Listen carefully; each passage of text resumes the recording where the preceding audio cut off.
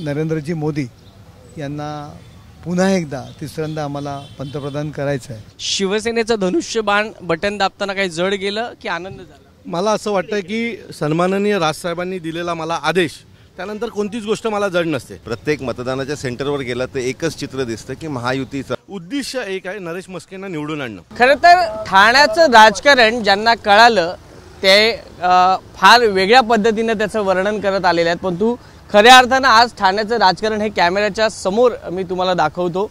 महाराष्ट्र नवनिर्माण सेना अविनाश जाधव ज्यांनी आपली अख्खी हयात भाजप, एकनाथ शिंदे, शिवसेना यांच्या विरोधात घालवली, पण आज ते त्यांच्या खांद्याला खांदा लावून उभे आहेत। निरंजन डावखरे आहेत, काही वर्षापूर्वी ते शिवसेनेच्या विरोधात होते, आता एकदा खांद्याला खांदा लावलेला आहे फक्त आणि फक्त नरेश मस्के या उमेदवाराला जिंकून देण्यासाठी।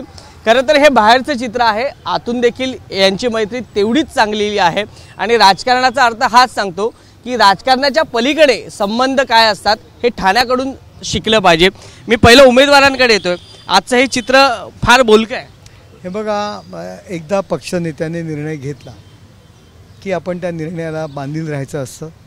महायुतीचा निर्णय झाला, माननीय नरेंद्रजी मोदी यांना पुन्हा एकदा तिसऱ्यांदा आम्हाला पंतप्रधान करायचं आहे आणि त्यासाठी आमच्या नेत्यांनी एकत्र बसून निर्णय घेतला की त्याची अंमलबजावणी करणं कार्यकर्त्यांचं काम आहे आणि आम्ही सर्वजण कार्यकर्ते आहोत आणि आमच्यात वैयक्तिक भांडण कधीही नव्हतं, म्हणूनच मी म्हणालो भांडण नव्हतं।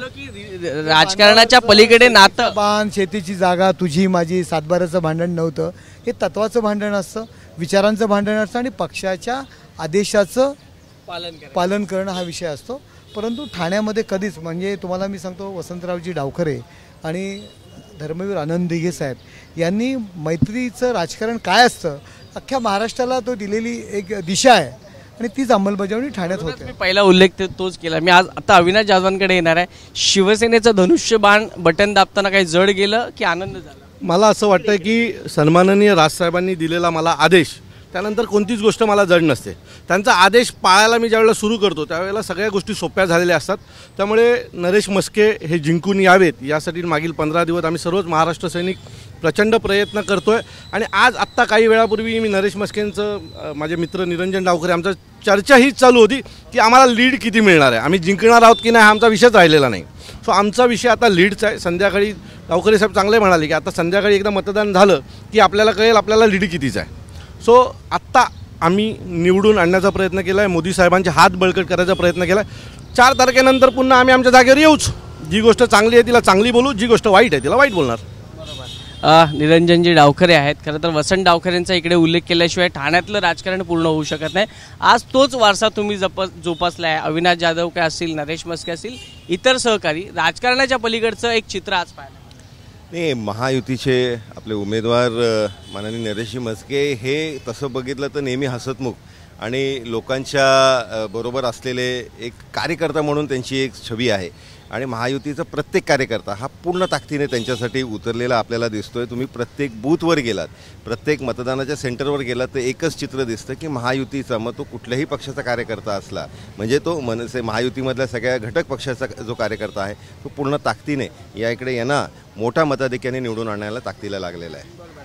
अविनाशजी, माझा तुम्हाला एक प्रश्न आहे की ज्यावेळेला तुम्ही नरेश मस्केंचं काम करता त्यावेळेला त्यांचे जे नेते आहेत एकनाथ शिंदे, त्यांच्याशी काही यावेळेला चर्चा झाली, काही बोलणं झालं? माझं मत आहे की नेत्यांची चर्चा राजसाहेबांसोबत, ते नेते लेवलला माझी रोज नरेश मस्के असतील, हेमंत पवार असतील, जे लोकल लेवलला शिवसेनेचं काम पाहत होते त्यांच्याबरोबर आम्ही नेहमी चर्चा करत होतो।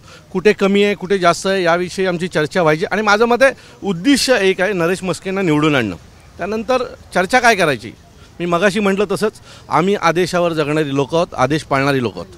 मस्के साहेब, अविनाश जाधवांसारखा एक हार्डकोर कार्यकर्ता जो नेहमी सदैव आदेशावर तत्पर असतो, असं वाटतं की कधीतरी हा कार्यकर्ता आपल्याकडे असावा? नक्कीच, तशी त्यांना आता नाही, माझ्या माध्यमातून आता मी ऐका ना, ऐका, अविनाश जाधव आणि आम्ही एकत्रच आहोत आणि ते मनसेमध्ये आहेत। मनसे आणि शिवसेना वेगळे नाही आहे, त्यांचा जे काही आपण DNA म्हणतो तो एकच आहे। कधीतरी वाटतं की आपल्या सोबत हा सोबतच आहे, कायम युती राहावी कायम वाटतं। तर खूप मोठी कॉम्प्लिमेंट आहे अविनाश जाधव यांच्यासाठी. खूप खूप धन्यवाद. तुमची मैत्री अशीच बहरत राहो. राजकारण आता इलेक्शन संपल्यानंतर रिलेशन्स काय असतात, हे कसे जपायचे हे आपल्याकडून शिकलं पाहिजे असं मी सगळ्यांना इकडे सांगू इच्छितो. त्यामुळे आता वा हा अजून एक नजराणा आपल्या ABP माझाच्या प्रेक्षकांसाठी.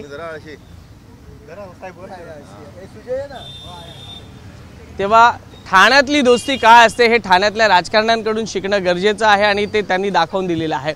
कॅमेरा पर्सन रुपेश शेलारसह वैभव परब, ABP माझा, ठाणे. ABP माझा, उघडा डोळे बघा नीट.